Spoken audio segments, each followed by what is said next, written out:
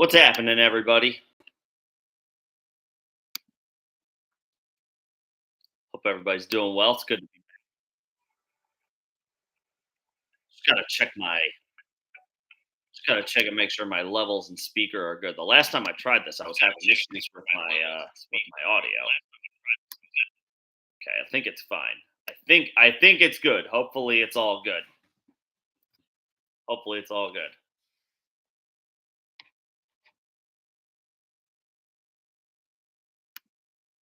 So a little bit of a had some technical issues. I guess closer to the beginning of the month, and then went on a bit of a vacation, but um, little recharge at the beginning of the year. But back now. It's good to be back. It's good to talk shop. Um, the NFL season is now officially over. Um, with the Super Bowl in the books, obviously, it's full. We're full on Dynasty season. Um, Combine, of course, is in a couple of weeks. Free agency, of course.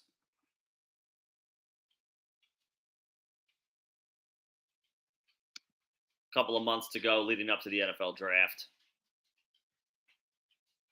Y'all already know. What's going on, Rojo? Good to see you, man. And yeah, as you guys always know, everything's on the table when it comes to these streams. Any AMAs, if you're any questions about your dynasty team at the moment, happy to take those. Um, Whatever's on the table. What's the squad? What's the squad look like, Rojo? Middle of a startup now. What was the approach we took for this one? I haven't added any dynasty leagues yet. I'm still only in a couple of them at the moment. Um, I'm thinking about joining one or firing up a startup. I haven't quite pulled the trigger yet, though. Um, so something to consider, something to think about. I mean, now's the time. If you're not involved in Dynasty at this point, this is the perfect time to get involved. I think most of our viewers, a lot of our guys now, are certainly certainly involved in Dynasty. But I know we have a lot of people who follow us as well who do typically stick to just redraft for now. But we're always happy to talk shop with those folks if they're considering joining Dynasty. Now, a few years into it. So I'm like on two ends of the spectrum in both of my leagues. On one of them, for one of them, I could use one more running back, but I have a team that's ready to compete now. It's good. It's getting a little older, but it's still ready to go for at least a couple more seasons. And then I have another one that I kind of flubbed.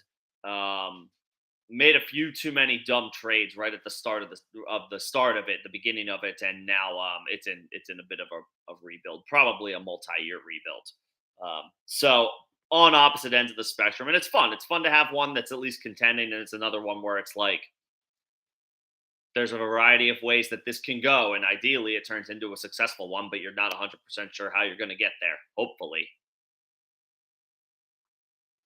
so. This is that time. What's going on, Thomas? My thoughts on the Super Bowl? I'm still in mourning. um, Still in mourning about the Super Bowl. The Eagles had a great opportunity to win that game, and they made a couple of costly errors, a couple of costly mistakes. And the Chiefs made no mistakes. No turnovers. They didn't allow a sack. No plays where they hurt themselves. That happened a couple times. Happened a couple times with the Eagles, right? I mean, with Hurts, you can't fumble the football, essentially just giving it away. You can't give the Kansas City Chiefs and Patrick Mahomes 6 free points, 7 with the extra point. You can't give the Chiefs free points. It's already difficult enough to beat them, you know?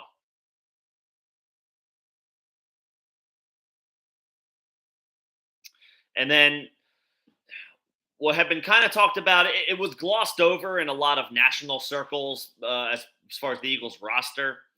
But one of their glaring weaknesses during the season was the punter. The Arian Sipios is not that good, and he was an issue during the season. Again, it was hard to see it from a bird's eye view because the Eagles were 14-1 when Jalen Hurts played, but the punter was never good, and it cost them in a costly spot.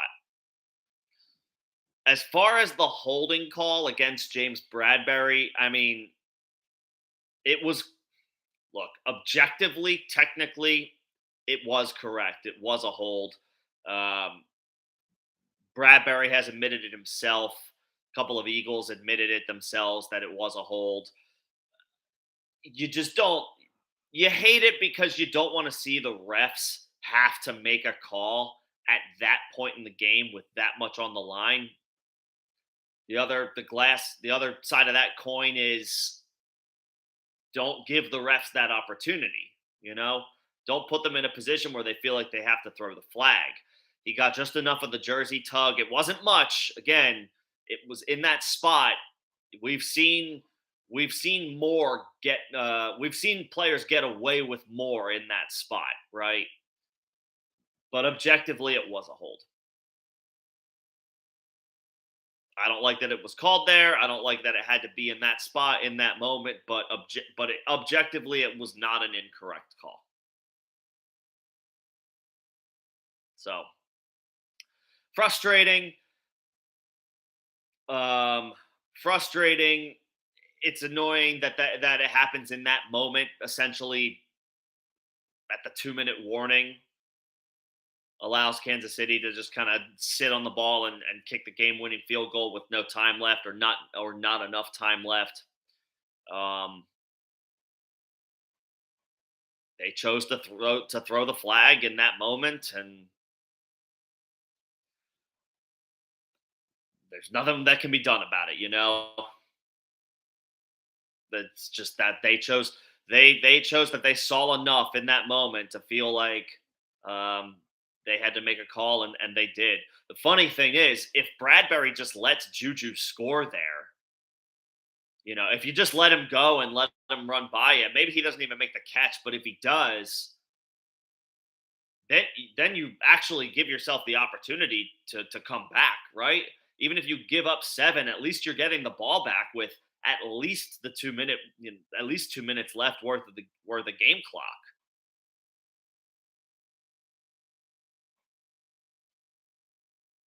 But you're asking players to make these bang bang decisions when they're already calculating a million things real time at the speed of light.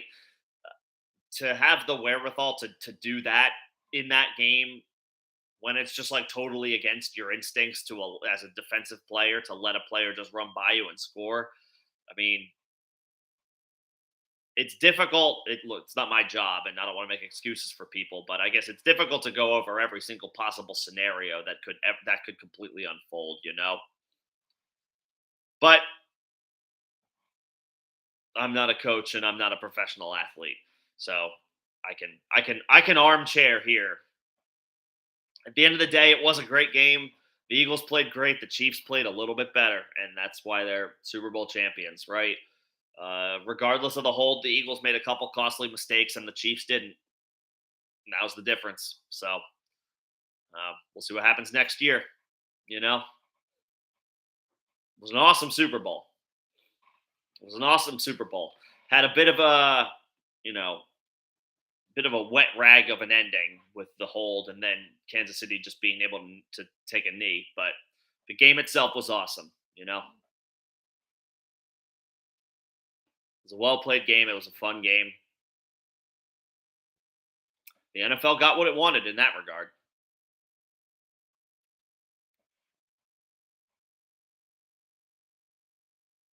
So That closes the book on the 2022-2023 NFL season, and so Dynasty coverage begins. Again, for anybody who's maybe been without us for a bit, we did go a little cold toward the end of the 2022 season, and it's been a bit sporadic here on our end as far as coverage. John is still recovering from back surgery. He remains without a timetable to return, so he's obviously focusing on his health, of course, and well being. So with him being out of it, and that's it, it put a bit of a and it's been lingering for some time. So the coverage here kind of waned a little bit, but Dynasty coverage begins. There are player profilers, a few of them at least on the channel. More will be coming out throughout the offseason in the coming days and weeks. I've got some stuff lined up as well here. Did a very brief thing on Keishon Butte yesterday. We've got some for the other wide receivers, not outside of the top three. The top three have been covered: Quentin Johnston, Jackson Smith and Jigba, and Jordan Addison, in addition to B. John and Gibbs. So we got a few of those, the bigger names, and then of course we'll deeper dive into the names that are likely to more go in the second and third round of rookie drafts. That's that time. So if you want to see coverage on any one specific player, you can of course let me know. We can put that together. I don't know if Mike is in here, but he also also requested a breakdown of the 2023 free agents, so we can absolutely talk about them. I can do a video on those guys as well. Obviously, it's now, I don't know if it's headlined by Derek Carr, but Derek Carr is officially a free agent. He's free to sign with any team. He's been linked to the Saints. He's been a lot of the teams in the NFC South. He's been linked to the Saints. He's been linked to the Bucks. He's been linked to the Panthers. All three of which need a quarterback. I guess of those teams, Tampa and New Orleans are closer to competing. Carolina, less so. They really need to Carolina really need to just bite the bullet and find a way to get a young quarterback in the draft and not sit and wait on one. Like, go get one. One of the top options, you're gonna have to go up into the first round and get him. And they won a few games at the end. I forget where they are in the current draft order. They're not too high. They did begin to they made a late season push to compete for the division. They're ninth. Yeah, I mean I guess they might have a shot at Will Levis. It depends, I guess, on what the Falcons do at 8. Assuming Bryce Young and CJ Stroud are the top two quarterbacks off the board, Carolina could be in play for Levis, but they may need to make a trade up. It's possible Seattle just takes, and we see obviously players leapfrog their expected projection all the time, but if one of Young, Stroud, or Levis is available at 5, Seattle's going to strongly consider that. So Carolina needs to look long and hard at making a move to get up, 4 or 5 spots up to ensure that they get a quarterback. I do not think there's any reason they should go the Derek Carr route. They're not ready to compete. They may think they are after going on a late season surge to finish 7-10 and barely miss out on winning the very lame duck NFC South. But objectively speaking, Tampa Bay and New Orleans have better rosters than they do. I don't know why they would go after Derek Carr.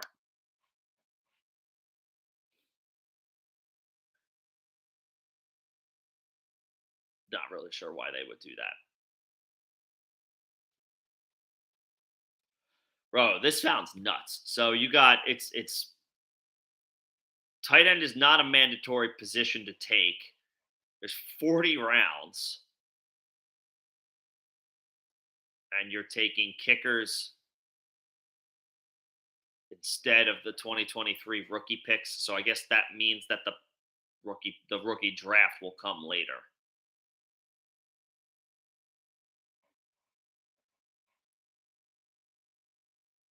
And it's not. Oh, it is super flex. So you grabbed Lawrence probably first.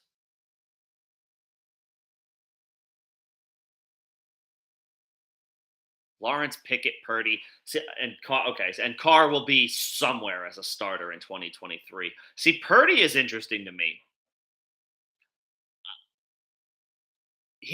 I know he was great for San Francisco to end the season, but do they just move on from? I know Trey Lance has not shown anyone anything for 4 years now, or at least three. Are they really going to go away from him? I know what Purdy did was incredibly impressive to end the season. Got the 49ers to the NFC Championship game, and it would have been a closer game if he doesn't get hurt. I don't know that the 49ers are still good enough to beat the Eagles with a healthy Brock Purdy, but it's not 31-7 or 38-7, whatever the final score was of the NFC Championship game. Purdy keeps them in it longer. Is he gonna be the guy? That would be the only thing. You took McCaffrey over him. You took McCaffrey, Chubb, Metcalf. Okay, so he's probably what was he like a 14 or 15? Was he one of your most recently selected players? Like in that 13, 14, 15 range. I feel like Purdy is, if you have him in Superflex, man, I feel like he's just a sell high guy, and I might get burned for this, but he looked good. He looked good to end the season.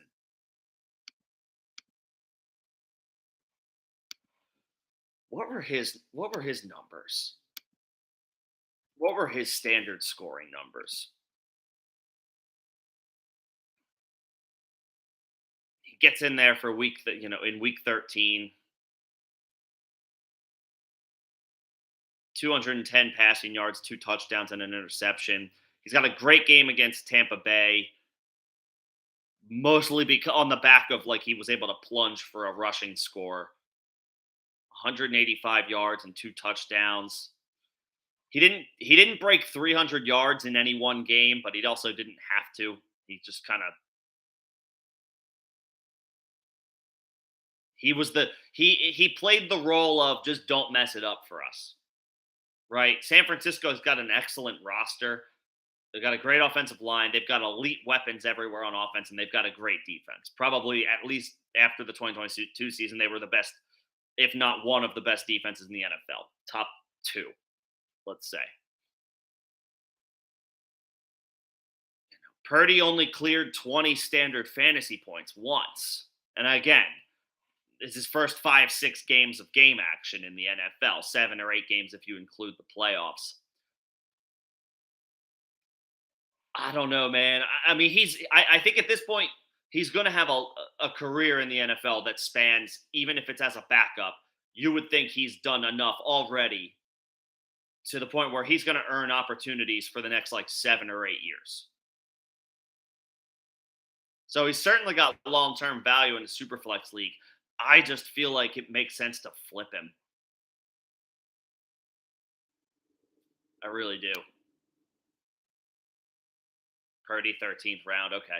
Yeah, I just he feels like a guy that makes sense to try to sell. If you're desperate for quarterbacks and you want to ride it out with a 23-year-old, who now is probably going to have a decently long leash if they don't go back from Trey Lance, that's the big thing. Like, do we know for certain that the 49ers don't just go back to Trey Lance? Like, maybe Trey Lance is actually not that dude, and Purdy eventually gets back the job if he doesn't lose it at all. But I don't know. They're already talking the 49ers. This isn't news at this point, but they're on record saying they don't expect Jimmy Garoppolo back with the team. Are they also gonna like trade Trey Lance for pennies on the dollar compared to what they get, parted with to get that pick, to be able to pick him? I think they go back to. I really think they might go back to Lance. I really think that that's possible.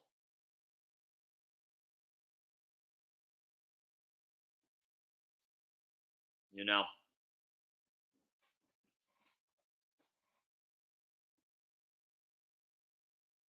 But I mean, Lawrence looks like he's going to be really good for a really long time. Pickett is interesting. I feel like Pickett was like sneaky solid despite the 49 or the 49 the Steelers kind of being kind of very blah on offense. Like he had been the numbers weren't necessarily there, but the volume was.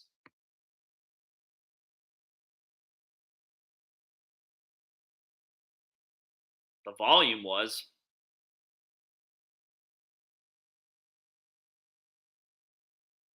Went over 30 pass attempts in 6 of his starts. In 4 others, he had 27, 28, 28, 29. So we need to see those numbers clear a little bit, go a little high, but like with experience,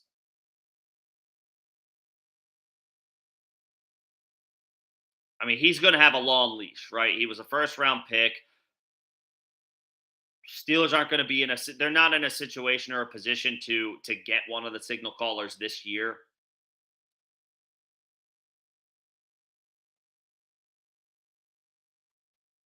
We know Deontay's good. Pickens, ideally takes a step forward next year. Pickens is like a way more polarizing wide receiver than I initially realized. There are a lot of people who have strong feelings about George Pickens.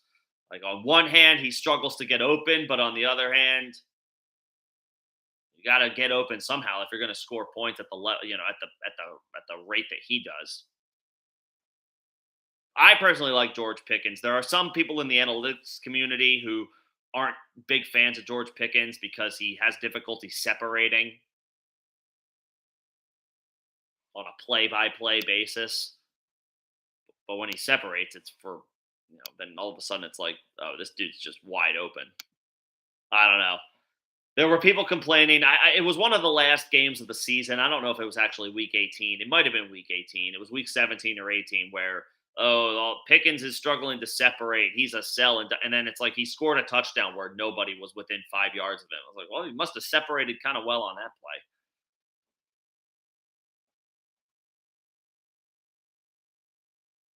Anyway, the Steelers need offensive line. If they can find a couple of pieces along there, then that'll go a long way for Pickett. And then Carr is your QB3, I guess, or he might be your QB2. If he lands in New Orleans, I mean, he's got Chris Olave. We'll see about Alvin Kamara's potential suspension. Michael Thomas, I don't know if he's got anything left in the tank at this point.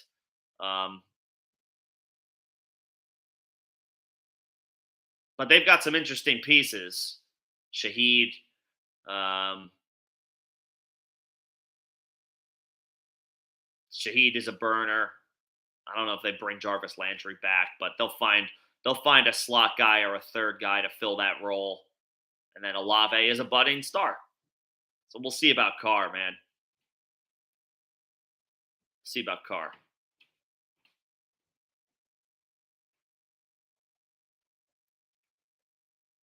And then you got anchors at running back, you got anchors at wide receiver, and you're going to get the chance to add Bijan. I'd say that's pretty solid.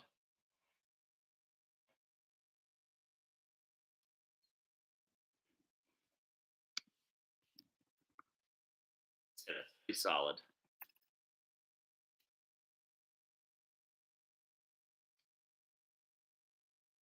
As far as Hamlin, I didn't see. I must have missed that detail. Thomas was Hamlin in Roger Goodell's suite. I mean, it makes sense, right? I mean, he's going to be an honorary. He was going to be an honorary guest the second he was able, to live a normal day to day life again once he got discharged from the hospital. As long as doctors don't have any concerns about any potential setbacks, which I don't know what a setback from cardiac arrest would entail, irregular heartbeats or whatever. I'm not a doctor, but as long as the doctors are good with him being cleared and good to go, I mean, Damar Hamlin was going to be an honorary guest anywhere he went as far as NFL events are concerned. So, yeah, I'm sure that they gave him that they gave him that seat because it was good PR, right? It's you would think that they would you would hope that they would do that just because it's the right thing, you know. Demar gave us all a pretty good scare that night, and for him to be okay, I don't know that he plays football again. I saw one independent doctor said that he will. I didn't verify that, but it was reported from ESPN. So great sign that we can even speculate that. But yeah, I mean, he was going to be an honorary guest or whatever have you, as if he was physically capable. So I know he was there. I didn't quite see that he was in Goodell's suite, but it's good to see.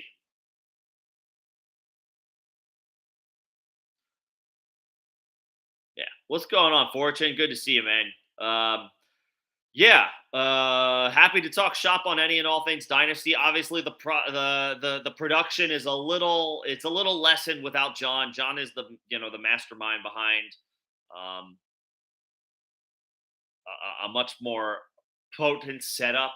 I'm working on it behind the scenes here, but the last time I tried to mess around with it, it was giving me audio issues, and I'd rather run it straight from YouTube than have people wonder if they can if they're actually going to be able to hear me or not. So I got to do some more digging into how he actually has this set up.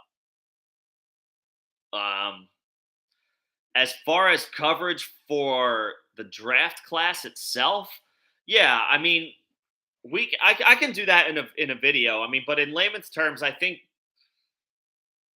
look, this is what happens with a lot of classes, right? There's significant hype, and I'm not trying to like poo poo on 2023 here, but there was a lot of hype not just last year but the year prior about the 2023 class. High expectations, top to bottom, and what's expected to be a really strong class. Um, Lots of elite options to pick from.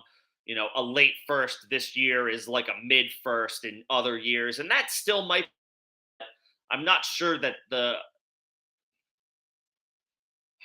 2023 first round picks, unless it's in the top 5 or the top 6, are not the you know they're not the gold mine that I think a lot of people were necessarily expecting from this class, or what even the first round would necessarily look like. B. John Robinson looks like he's going to be a star, going to be an absolute stud. Jameer Gibbs looks like he's going to be good. I think Jackson Smith and Jigba is going to be special. I think he's going to be awesome at wide receiver. He's my wide receiver one over Quentin Johnston, over Jordan Addison. Um, you could throw Keishon Butte and Jalen Hyatt into that conversation as well. I do think they're a tier below the others. I think Jackson Smith and Jigba is going to be a star, and I think B. John Robinson is going to be a star. These other guys should be good. Jameer Gibbs is interesting. Jordan Addison and Quentin Johnston are interesting. Um, Zach Charbonnet, I really like him as a late first round pick. Um, and then of course in Superflex you got the quarterbacks. Stroud, I think I would probably put one, just because what he did against the Georgia Bulldogs in the college football playoff. He put up big numbers against a defense with NFL talent all over the field.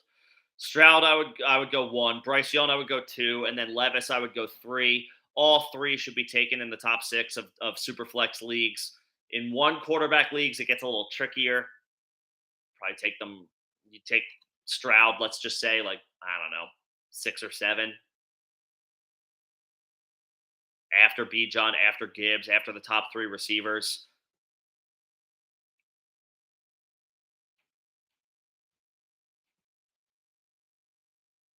And then the tight end from Notre Dame. I've seen him mocked to the top of, in the middle of the first round. I've seen him mocked at the top of the second round. So his range of outcomes is wide. Keishon Butte's range of outcomes is wide. There's lots of guys who landing spot. One, we need to see, like a guy like Butte, we need to see him healthy. I don't love throwing all of my weight behind what happens at the NFL Combine, but it would be good to see Keishon Butte healthy or looking spry, so to speak. And I know he played 11 games in his junior season. He's healthy, but he wasn't the same that he was in 2020 following the 2021 leg injury. Um, maybe not see he's healthy. It's more or less like where does he land in the NFL draft? Does he go higher, a little higher than expected? Maybe a la a Jahan Dotson last year, going 16th overall ahead of Traylon Burks, who was originally pegged as a guy to go higher than where he went and higher than some of the other receivers ahead of him. Does that happen with Butte, or does he fall a little bit more to maybe the late first or even top of the second round? Draft capital is going to be important here. You know, the class is the class kind of it did what a lot of things what a lot of classes always do. People got hyped for a couple of years about the 23 class, and then of the sequence of events played out, right? There were a lot of freshmen that had a lot of really strong seasons in 2020. People got hyped for 2023. Injuries happen. Now the transfer portal is a major, major factor in college football. Rosters aren't the same year over year the way they were even 5 years ago, 6, 7 years ago. You have players that can kind of somewhat easily now move to other situations that they feel are better for them, and that changes the dynamic, the landscape. And when you're a college player maybe banking on like one season to try to continue some level of stability and continuity for your draft capital, that can really swing things, and it happened with the 23 class. So you've got your good top heavy players, but that late first isn't the great pick that it was being billed as a year ago, a year and a half ago.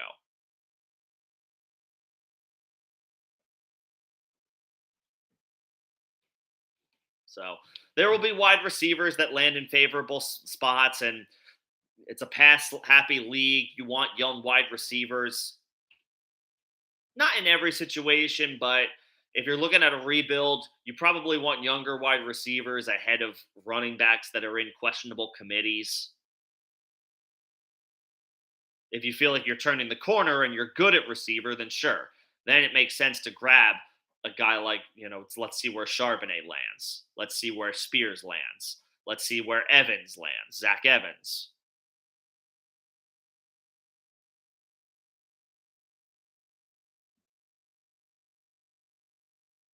Once we know the committees that the running backs are stepping in, then you can think to yourself, do I want the longevity of a young wide receiver in a pass happy league?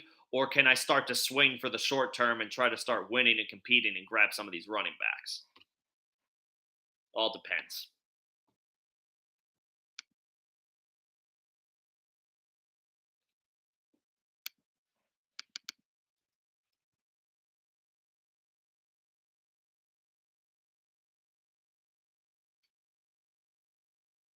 So,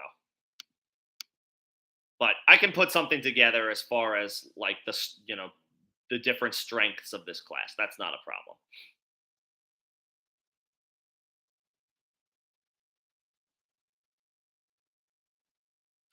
Oh, you took the 101 row in the set. Okay. These are some interesting settings. I like it. I do like the creativity that can come with literally any draft.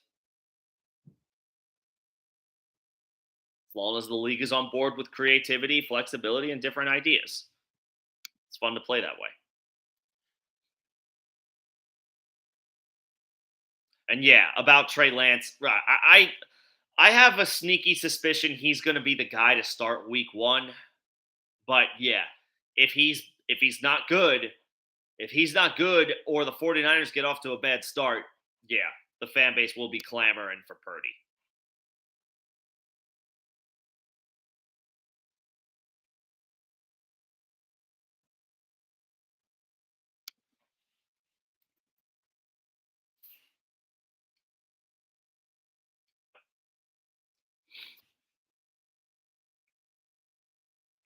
And yeah, as far as Pickett, uh, I think Pickett.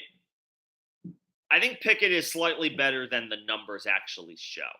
It was, he was in a bad situation. He was coming in as a rookie. He was in and out of the lineup with a couple concussions. He didn't start the year. Um, it was a bit dysfunctional.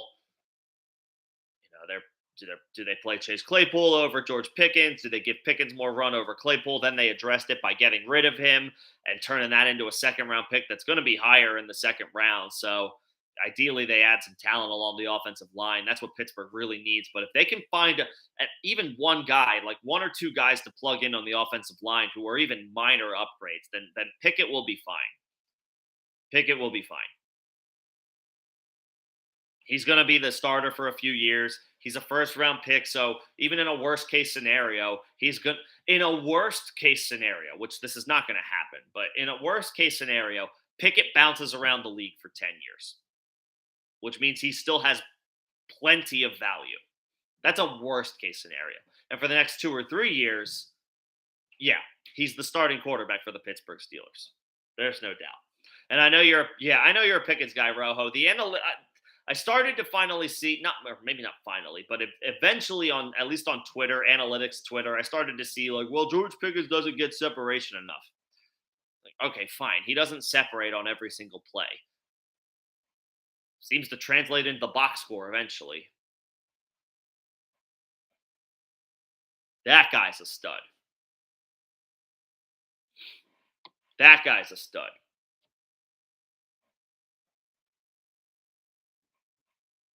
Yeah. That guy's a stud. And for this year, my guy, this is so easy for me. I mean, Smith and Jigba needs to be the wide receiver, the dynasty wide receiver one. There seems to be a there are some people who think it's a three-man race. Addison and Johnston are in that conversation. I think they're just in that conversation. I mean, I don't want to take away they were the guys who were actually healthy and played this year. Smith and Jigba only played 3 games and was in it basically in and out of the lineup because of the injury he suffered in the opener. But man, that dude had like 1,600 receiving yards as a sophomore. Chris Olave and Garrett Wilson were on that team. What did he put up in the Rose Bowl against Utah? It wasn't like I think it was the single game receiving yardage record for Ohio State, and he scored 3 touchdowns in that game to boot. Jackson Smith and Jigba, man. He's going to go around 4th or 5th in dynasty rookie drafts. Depends on if you really, depends on how much you love Jahmyr Gibbs. And Gibbs is interesting too, right? Gibbs has that Alvin Kamara level skill set, which is going to be super enticing to people who need a running back. But Jackson Smith and Jigba, man, I think he's going to be good. I don't care where he goes. I think he should be the first receiver off the board. Who needs a wide receiver up at the top? Hell, Chicago does, but it doesn't make sense. There's too many other good players, as far as the NFL draft goes for Chicago. But I would love that for Justin Fields if the Bears could land him. I mean,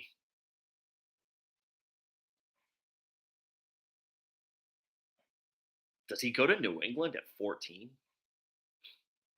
Or Green Bay? I mean, he should go in the top 15 in my mind. If the Patriots or the Packers can land him, Patriots need help at wide receiver all up and down. But if Green Bay was able to compare him with Christian Watson,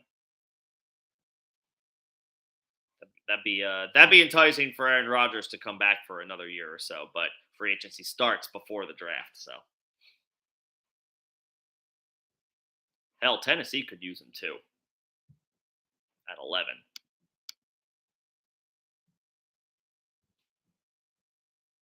Personally, think he should easily go in the top 15.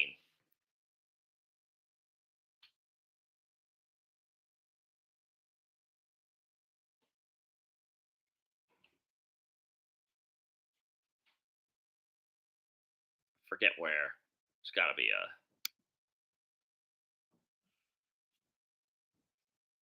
Let's see where. I mean, that's around where he's being mocked, right? 14 or 15.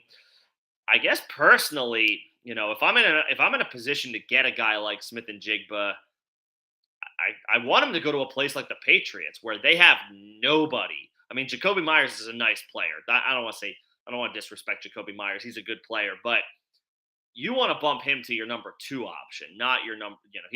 Jackson Smith and Jigba would be the number one option in the Patriots passing game from day one if they drafted him, and they should look to do that. They should look to do that. You drafted Mac Jones, who is now entering his third season. It's time to see if he can sink or swim. Give him. It's a rookie, right? But rookie wide receivers can and do put up numbers in today's NFL, even without a veteran across from them to help take pressure off. Like Drake London did it this year. Devontae Smith did it 2 years ago. We see rookie wide receivers. They perform fine even without the help of a veteran on the other side. Smith and Jigba goes to New England. He's automatically that team's top option, and I would be all in on that on not just Dynasty, but his ADP would probably would no matter what probably wouldn't go too high in redraft as well. Yeah, I'm big on Jackson Smith and Jigba. I think he's going to be a star. Addison is a Devontae Smith like build, right? He's really skinny. He's 6 feet tall. He's like 180 pounds soaking wet. Um, we've seen guys of that build succeed at the NFL level before. We have. Just look at Devontae Smith. He's killing it right now. But it's not the most fruitful trend in the world. The list of wide receivers in the NFL who are 6 feet or smaller and weigh less than 200 pounds.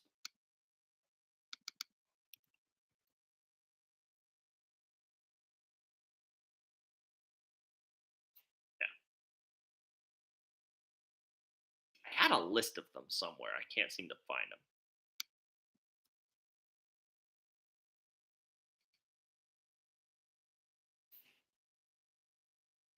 Yeah, here we go. So like the list of skinny wide receivers where they're 6 feet or under and they weigh less than 200 pounds. I mean, you got the likes of the one of the best ones one of the best ones right now is Tyreek Hill, right? Not saying that Addison has his ceiling, but it's possible. But then you have for every Tyreek Hill, there's Travis Benjamin, Robbie Anderson, Tavon Austin, Tajay Sharp, Eli Rogers.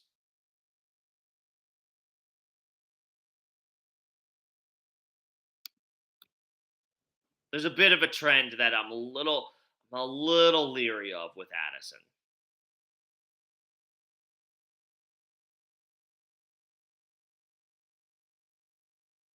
But he's got the skill set that at least that is enticing.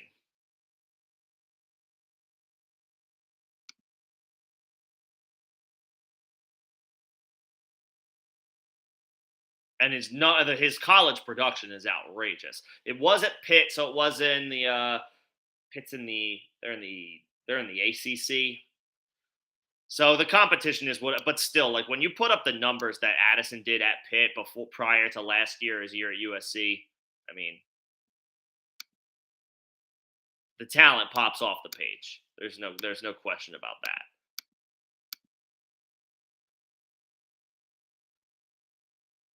100 catches his sophomore year, almost 1,600 receiving yards. He's a polished route runner. Uh, can go inside and outside. I think he's better as a slot receiver, but he'll do well in both areas.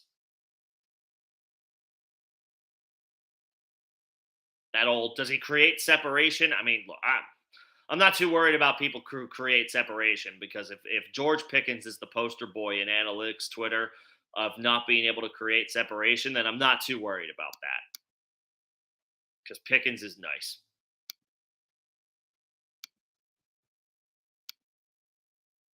Not overly concerned.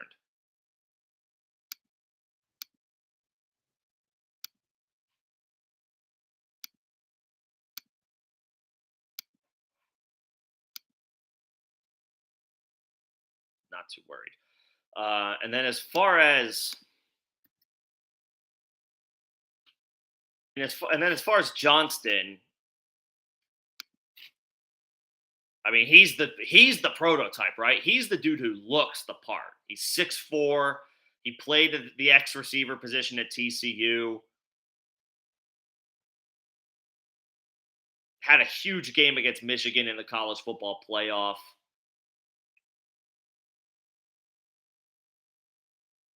Like, he passes the eye test. He averaged 19 yards per catch.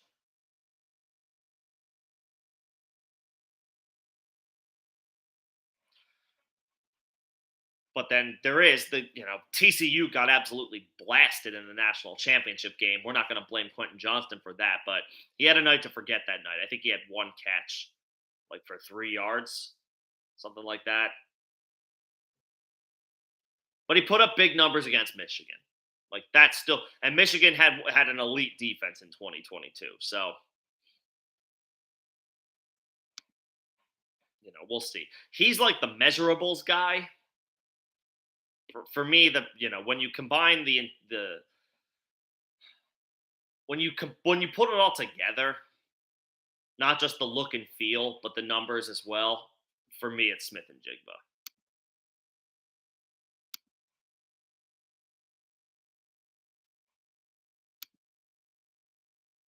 So I will continue to provide rookie profiles, way too early profiles ahead of the combine before we even know their landing spots. Those will continue to come out on our channel. You can catch those. I'll have those out in the coming days and weeks. We did Keishon Butte earlier this week. We'll do another one before the end of this week as well, or I will. Could be anybody. It's kind of just going down the list, right? Like, it could be next up, like a Jalen Hyatt, a Zach Charbonnet. Um, we'll see which way I choose to go. Could be Zay Flowers, could be Zach Evans. The list of possibilities is endless, you guys.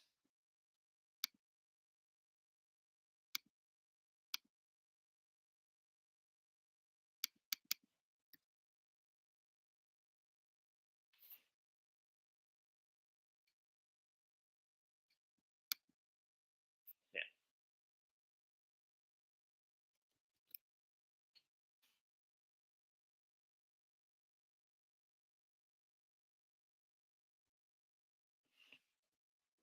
So, I mean, the running backs that are going to be at the end of the first round, I know Spears is definitely interesting, but it's going to be probably between, Sean Tucker, Zach Evans, and the guy that I like is Charbonnet.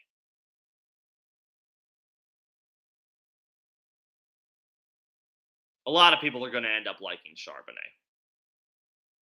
1,700 total yards, 14 touchdowns. Um, Caught 60 passes the past 2 years. I mean, he's got the 3-down skill set, I think. Like, Jahmyr Gibbs is a better overall prospect, but man, Charbonnet looks the part of a 3-down running back in today's modern NFL. Was he 6'1", 220, I believe? That's the guy at the end of the first round. Depending if it's a super flex league, if you could use a quarterback, you could use, as far as the quarterbacks, I certainly am intrigued by Anthony Richardson. I think his arm strength is awesome.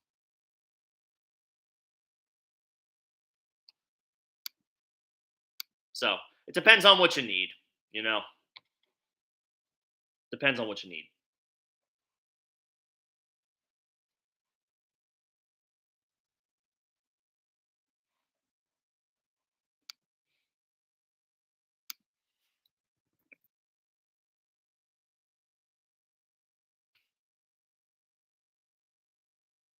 And I thought I had a list of rankings here. Yeah, I do. Let me see if I can pull this up.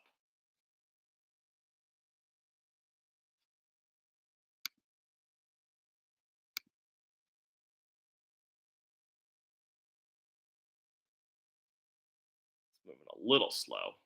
There we go. Yeah, Spears is approaching like the top 25 overall conversation. Like, I definitely prefer him to like a Tank Bigsby. Probably take a shot over, if I unless I'm desperate for a tight end, take a shot over him over Dalton Kincaid. Um, it depends on how you feel about Kendra Miller. He doesn't go ahead of, the obvious names, Charbonnet, Zach Evans, Sean Tucker. But he's probably, as far as the running backs go, Spears is probably in that 6-7 range as far as the conversation.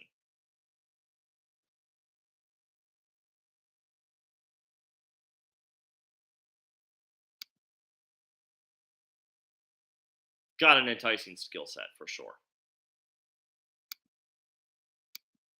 So we'll of course revisit all these guys. We'll visit all these guys after the draft.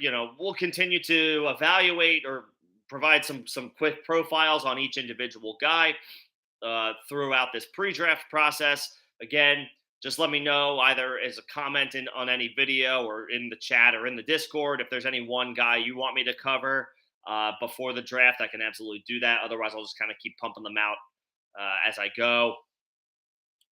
We'll, of course, revisit all of them once we know their landing spot. We'll cover the free agents, the 2023 free agents. We'll begin to look at potential scenarios where they end up and how that affects the incumbents of the offense that they join. Football season is over, but that doesn't mean that there's not things to talk about, right? Because with the combine coming up in a couple of weeks, with veteran free agents being able to choose new teams, there's going to be a lot to unpack. There's going to be a lot to dissect. I would say for the most part for existing dynasty leagues, maybe not. Well, startups obviously you're doing your drafts, but for existing dynasty leagues, obviously the main thing you want to do is just that running back that you're thinking about asking for or trading for. Don't do it. Not yet. Not now. Because there's a lot of running back movement that could happen in free agency, and teams add to backfields all the time.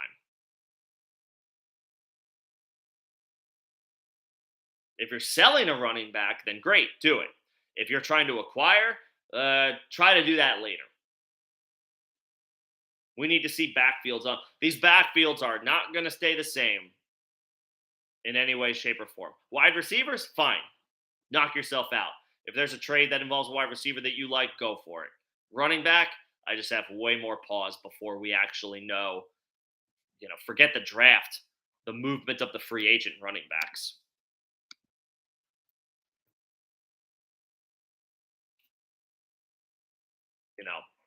Does Saquon Barkley just go back to the Giants? Does Josh Jacobs just go back to the Raiders?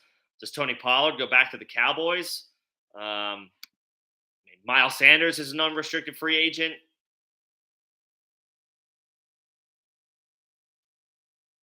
See where he goes. Is David Montgomery a free unrestricted? He might be.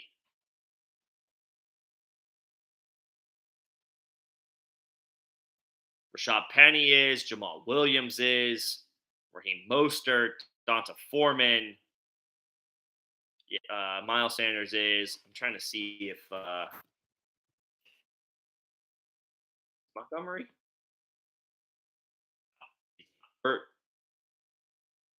Yes, he is. He is unrestricted. So he's unrestricted. I mean, Tony Pollard, of course, we'll see what happens with him. Devin Singletary. That running back that you're thinking about making the trade for, don't do it. Not here, not now. We'll wait a bit on that. But once we know landing spots with the free agents, we'll have all that coverage for you. And we'll continue to look at draft season with the draft. That's officially where all eyes turn now that the Super Bowl is in the books. I think I covered all the stuff in the chat. Appreciate everybody for chiming in. Anybody for chiming in. I'll continue to have this cadence where we meet and hang out on Thursdays, 6 p.m. Eastern, in this kind of the lull period between the end of the season and the combine. Uh, but of course, you can be on the lookout for recorded stuff, individual draft profiles as we move closer to the combine and eventually to free agency. I think that'll do it for me for tonight, though. Appreciate you guys coming in and hanging out. I know I was on a bit of a hiatus for the past couple of weeks. Took a vacation, and also last week was a bit of an R&R because now I work in sports as my full time job, and my Super Bowl coverage was like through the roof. So it was a whale of a week last week. But now that that's over, I got a little bit more free time to talk shop with all you guys, and looking forward to doing that in the coming days and weeks. So rest assured, that's not changing. I just hope to eventually. The only hope is I eventually hope to get John back at some point. And ideally, we keep this thing going.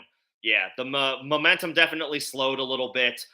Obviously, that's on us. But the plan is to keep it going and keep it moving. We'll pick things back up. We'll start it. We'll restart that momentum. However, I have to. So I appreciate your guys' support as always. Let me know how I can be of help to you. Don't be afraid to reach out in Discord. Don't be afraid to reach out in general on the channel. Let me know how I can be of help to you guys. That's what I'm here for. And y'all know that y'all are what I do it for. Because that's what it's all about. But until then, everybody have a good night. Enjoy your weekends. Be on the lookout for some more content coming out in the coming days. Certainly this weekend, possibly even by tomorrow. And we'll keep it rolling throughout the offseason. Thanks, everybody.